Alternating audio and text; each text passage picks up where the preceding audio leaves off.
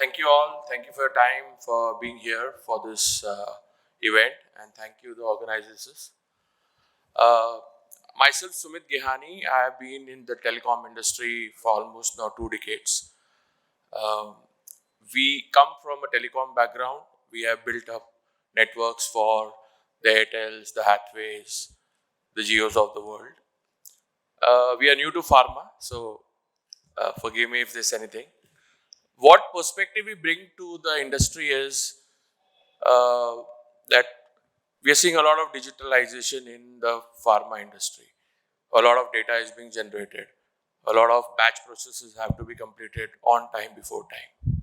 So our pitch is that to do all these things, you need a super express high-speed highway.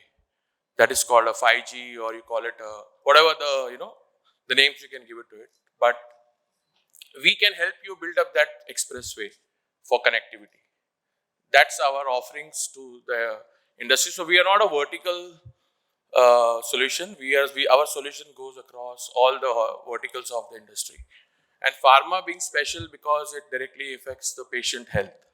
So just now when I entered the auditorium, Dr. Santosh was sitting next to me and he was not able to connect his usual mobile phone. He was not getting the speed. So he said to the staff there, can I have the access to the Wi-Fi? And even after Wi-Fi, you're not getting that speed. So today, Wi-Fi is just a basic layer. So we are talking of terabytes of data and connectivity, and why private 5G enterprise is coming into picture. So that's our theme here. Hope you all like it. So we are headquartered in Mumbai. We have been in the industry, as I told you, for almost 10 years now. We started off by selling set-top boxes when the cable industry was going through all the digitization and set-top boxes were becoming mandatory. So that was our starting point. From that to the entire plethora of networks and orchestration, that has been our journey. We are present in the countries nearby, and we are now aspirational to go to Europe and US.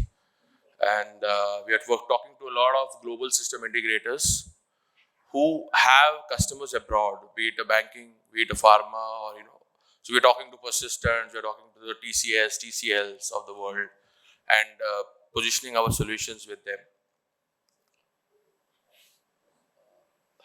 So according to us, these are the set of challenges which pharma industry face today. So we have seen some RFPs where the companies have hundreds of applications, a sales app, a clinical app, or a diagnostic app. All these data, all these applications are working in silos. So, but if you go to telecom network, there is a single network operation center. He can see the entire picture of a customer on a single screen. So that's what is the need for pharma industry also. So we call it a single pane of glass, where sitting in one central office, the CIO or the CISO or the AVPs can have a single view of the entire cross-functional organizations. Of course, it's not so easy as it looks on the, but it has been achieved in other verticals, and it's not impossible for pharma also. So today, if you as a Geo customer are moving anywhere in the world, he can monitor you sitting from New Bombay, from his central network headquarters, what you're doing, where you're going. And if any government agency puts you on a track, Geo will respond to that agency within 1 hour. The entire history of your call records, your internet movements, your anything and everything. So that is possible in telecom. Why not in pharma? Why not in enterprises? So that's today it's possible. We have a set of solution providers whom we work with, the product companies, the system integrators. We can give it to you. We can give demos to you on that front. Of course, scalability, we all are aware. Cloud is trying to solve some problems, hybrid and all that. That I think you all are aware. Seamless connectivity.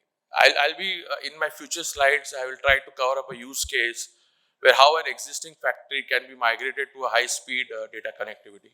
So that's seamless connectivity is a problem. With Pharma 4.0 or Manufacturing 4.0, a lot of things will get into automation, especially because the lack of skilled manpower. The generation Z doesn't want to work in a production. Everyone wants to make a startup and earn a unicorn. So there's a lot of skilled resources problem where robotics and all this will come into picture. So that's where we can help. Security, a lot of the previous panelists have talked about. But security again, in a network domain, today you have an enterprise bus or you have your internal IT systems which are covered by the security protocols. But how, when you go to a telecom grade network, what kind of security solutions you need? So those kind of expertise we have. Again, automation, drug safety, and vendor lock-in. So today, almost every IT company comes to you and say, "Oh, you are my customer," but they try to lock into you and keep your databases and try to mint a lot of money from you. But once you are in an open network kind of scenario, you are an open source softwares. You're not dependent on one vendor. You can get that same work done by a set of other competitors.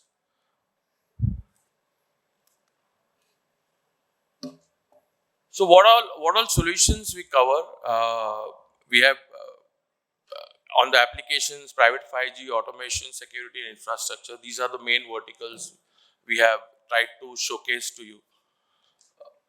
What we call it a multi-domain service orchestration is nothing but, as I told you, you have multiple infra clouds, you have multiple applications, multiple security layers on a single platform, which I can customize it for you. You can view it in a single plane of glass. It will take 3 to 6 months of efforts.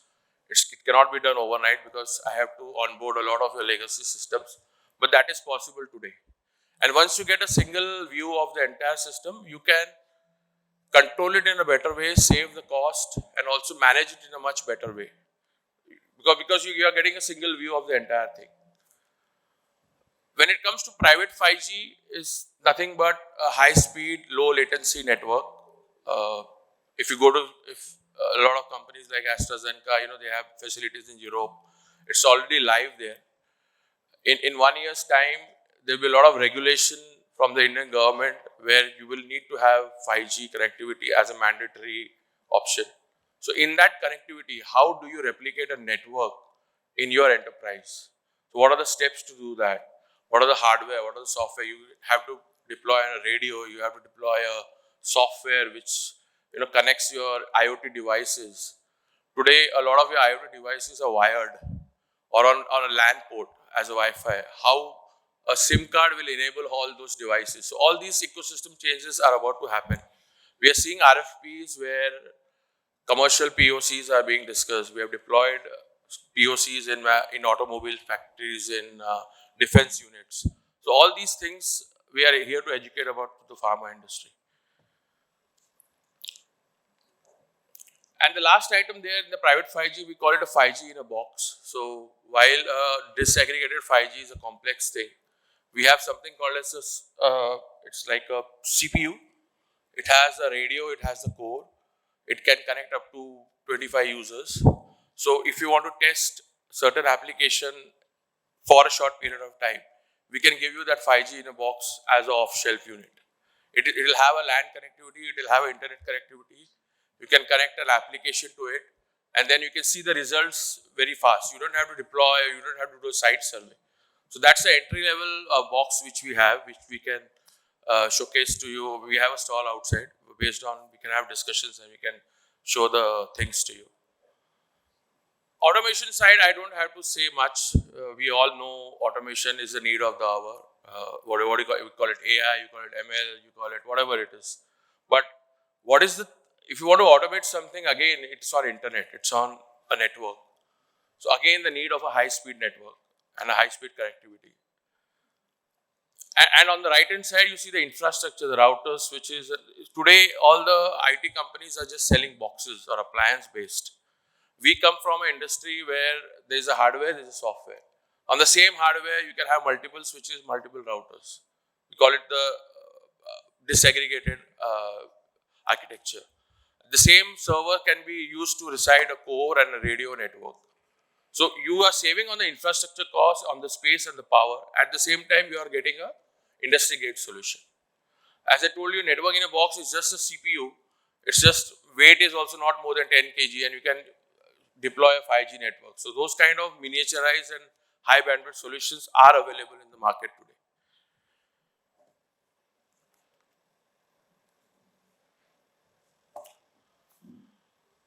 This is a very important slide. As some of the things I've told, private 5G in pharma industry, what are the main advantages? If you see here, the low latency for edge computing. So edge computing is nothing but where all the data that is processed nearest to the users. You don't have to take all the data to the central node and process it and bring it back.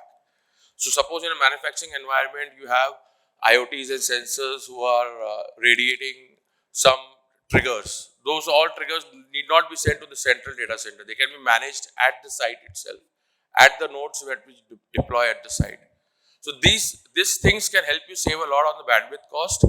At the same time, your processing and your speed of response can be as less as 10 milliseconds. So these are the kind of speed and latency we are talking of. Suppose if one of the cases like the robotic surgeries, which are being done at the demo basis currently, but there you require low latency of less than 10 milliseconds. So those things are possible today. The other things are like zero touch, scalable network, future proof technology. On the application side, as I told you, you can get a single view, you can have a supply chain optimization, you can have automation control, all from your central. So basically, this platform is an enabler or a express highway for you to get into a lot of more future end applications.